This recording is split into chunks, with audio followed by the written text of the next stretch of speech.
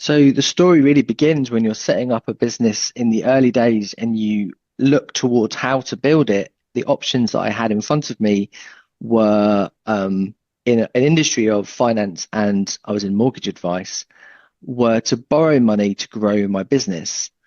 Effectively, the options laid in front of me, I was a little naive about because I was quite caught up in the industry, which was um, high property values, high income levels coming to you for their property buying journey. And when I was in that bubble, you're caught up in the ability to borrow your way through and up in that process. And that ability to do it is obviously is there if you structure it in the right way. Um, Unfortunately, circumstances outside of my control started taking over. What I felt when I was borrowing that money was an elation, a joy, a sense of I've achieved that borrowing to build a business and try and aim for that the goal of value of limited company, value of business, and try and hire and grow through it.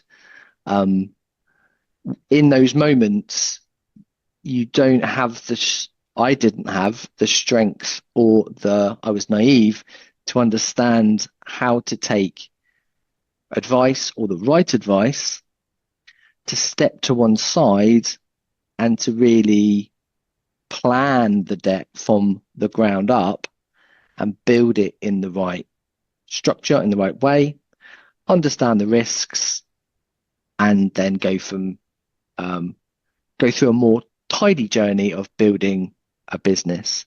In some ways, you have to put momentum ahead of you because you can never know everything. No business owner, no leader will ever know what the markets are going to do, what the world throws at you, and all of those elements. However, your own financial success sort of lands on your shoulders if you've borrowed money, as I did, and you have led that money with a personal guarantee.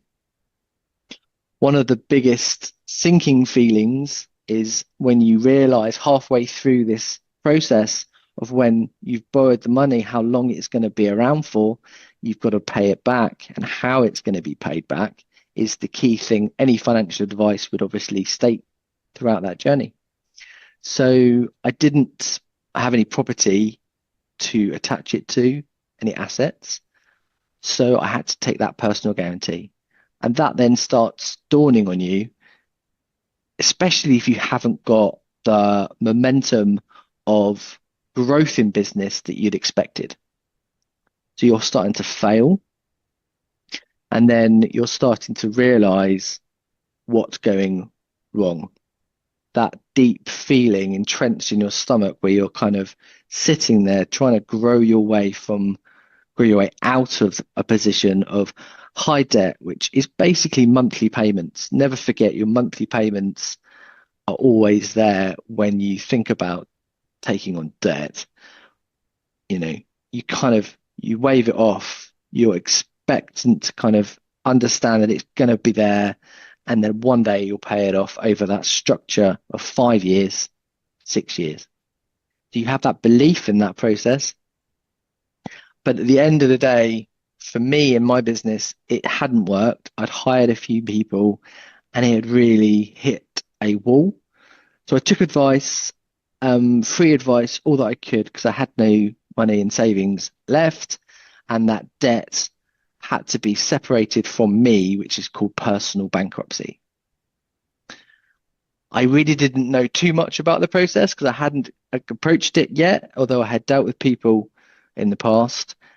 But it's all about the research and that feeling of both the excitement's gone and your fear has set in, your sinking feeling has set in.